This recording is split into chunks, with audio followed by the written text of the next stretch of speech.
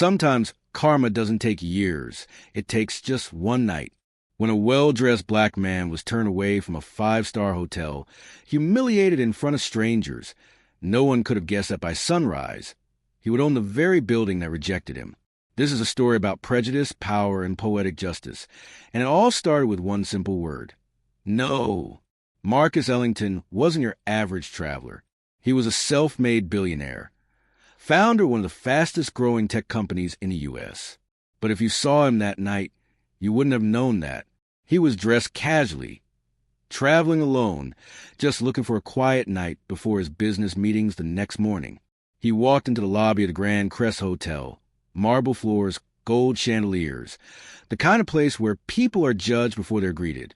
The receptionist glanced at him, one look up and down, and her polite smile disappeared. "Sir, I'm afraid we're fully booked tonight," she said, without even checking the system. Marcus blinked. "That's strange. I just checked online. It showed at least 3 suites available." But she didn't budge. The website must be outdated. Maybe try somewhere else. Behind her, a white couple walked in, dressed in jeans and sneakers. The same clerk smiled brightly. "Welcome to the Grand Crest." "Checking in," she said, typing away. Within minutes, they had keys in hand. Marcus stood there in disbelief. He wasn't angry, not yet, but he could feel the sting of something familiar. "Is it because of how I look?" he asked calmly. The clerk straightened up. "Excuse me, sir. Because it seems your rooms just magically became available for everyone but me." A manager appeared, tall, stiff, and wearing a smile so fake it almost squeaked. "I'm sorry, sir," he said, "but our policy is quite strict. We reserve the right to refuse service when necessary."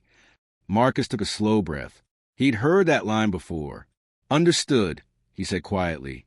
"Have a good night." And he walked out without another word. But here's the thing. Marcus didn't go home angry. He went home motivated. What the hotel staff didn't know was that Marcus wasn't just rich, he was strategic. His investment firm had been quietly acquiring properties across the state, including several hospitality chains. And as fate would have it, the Grand Crest Hotel was owned by a holding company that had been struggling financially. Marcus made a few calls that night, not out of revenge, but principle. By dawn, he had initiated a buyout. His legal team moved fast. He offered a deal the owners couldn't refuse, a full cash purchase above market rate, with a promise to rebrand and renovate the property under new leadership. By 8 a.m., contracts were signed, and by noon, Marcus Ellington officially became the majority owner of the Grand Crest Hotel. The next morning, Marcus walked back into the same lobby, the same marble floors, the same clerk behind the desk. Only this time, the manager was waiting, looking very nervous. "Good morning, sir," Marcus said, his voice calm but firm. The clerk hesitated. "Welcome back. Are you checking in?" Marcus smiled faintly. "No, not this time." He placed a thick envelope on the counter, official ownership documents. The manager's face drained of color. "This can't be—" "Oh, it is," Marcus interrupted gently. "As of this morning, I'm the new owner of the Grand Crest Hotel, and I believe we have some staffing issues to address." Silence. Every eye in the lobby turned toward them. Marcus didn't shout.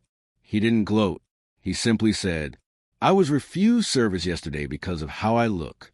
That ends today. Under my leadership, this hotel will serve everyone with dignity and respect." The staff stood frozen. The clerk's hand shook. Marcus continued, "Discrimination doesn't just hurt individuals. It poisons businesses. And as of now, we're starting fresh." He handed the manager a letter. Termination of employment for the discriminatory staff, effective immediately. Then he looked at the clerk. "I believe you need time to reflect. You're dismissed." The story spread like wildfire. News outlets covered it, calling it the fastest corporate turnaround in hospitality history. But for Marcus, this wasn't about revenge. It was about awareness. He didn't fight them out of anger. He replaced them with people who believed in equality, empathy, and service. He invited diversity trainers to lead workshops for the remaining staff. He established scholarships for young people of color pursuing careers in hospitality management. And within a year, the rebranded Ellington Grand became one of the most inclusive, successful hotels in the region. Marcus was later interviewed on national TV.